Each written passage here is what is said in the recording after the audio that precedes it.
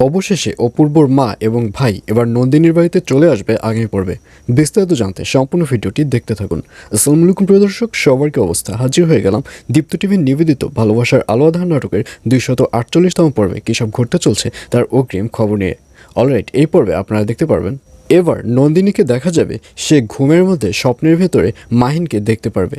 সে স্বপ্নে দেখতে পারবে যে মাহিন তার কাছে আসবে এবং তাকে ভালোবাসি কথাটি একদম সরাসরি বলে দিবে।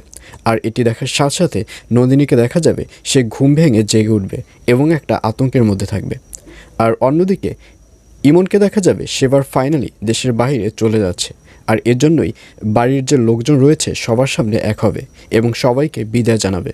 এবং এক পর্যায়ে দেখবে যে ইমনের যে মা এবং বাবা রয়েছে তারাও উপর থেকে নিচে নেমে আসবে এবং তারা ইমনের বিদায় দেখে অনেক কান্নাকাটি করবে। তখন ইমন বলবে, কোনো কান্নাকাটি করো না, আমি তো যাচ্ছি, আবার খুব তাড়াতাড়ি চলে আসব। আর এই কথা বলে ইমনকে দেখা যাবে সে তার ভাবিদের কাছ থেকে, সে তার বোনদের কাছ থেকে এবং বড় যে ভাই রয়েছে সবার কাছ থেকে বিদায় নেবে। আর অন্যদিকে মাহিনকে দেখা যাবে সে জয়াকে অনেক মদ খাইয়ে জয়ার কাছ থেকে আসলে জয়াকে দিয়ে কে এই কাজটি করাতে চেয়েছিল তার নামটা জানতে চাইবে। এবং জয়া যখন তার নামটা বলতে চাবে ঠিক তখনই জয়াকে দেখা যাবে সে রা বলেই, অর্থাৎ রাইসা বলতে গিয়ে রা বলেই সে ঘুমিয়ে পড়বে। এবং মাহিনকে দেখা যাবে সে তাড়াতাড়ি জয়াকে ধরে তার বিছানায় শুয়ে দিবে। এবং মাহিন যখন জয়াকে বিছানায় শুয়ে দিবে ঠিক তখনই মাহিনের চাচা ওখানে চলে আসবে।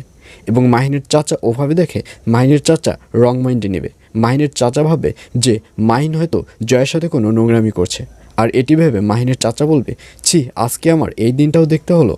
আর এই কথা শুনে মাহিন তার চাচার কাছে যাবে। তার চাচাকে বলবে, কী ব্যাপার, আপনি কি বলতে চাচ্ছেন? তখন মাহিনের চাচা বলবে, আমি বলতে চাচ্ছি যে আজকে আমার এই দিনটিও দেখতে হলো। আমি তো আমার সেই আগের মাহিন বাবাজিকে দেখি না। আমি খুব ভালো করেই বুঝতে পেরেছি যে আমার মাহিন বাবাজি অনেক বেশি চেঞ্জ হয়ে গেছে।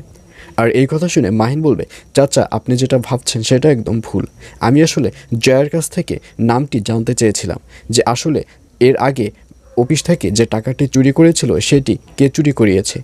কিন্তু এই ব্যাপারটি আমি যখন জানতে চাই তখন জয়া ঘুমিয়ে পড়ে, যার কারণে আমি ওকে শুয়ে দিই, যার কারণে আমি কথাটি জানতে পারি নাই। আপনার যদি বিশ্বাস না হয় তাহলে জয়ের মুখ থেকেই শুনুন। এই বলে জয়াকে যখন উঠাতে যাবে তখন মাহিনের চাচা বলবে, জয়াকে তোমার উঠানোর দরকার নেই, আমি যা দেখেছি আমার চোখ থেকেই তো দেখেছি, আমি কি আমার চোখকে অবিশ্বাস করতে পারবো? এই বলে মাহিনের চাচাকে দেখা যাবে সে রুম থেকে বেরিয়ে যাবে। আর এছাড়াও থাকবে আশ্চর্য সকল ঘটনা। সুতরাং সবাইকে ভালোবাসার আলো আঁধার নাটকের আগামী পর্ব দেখার আমন্ত্রণ রইল।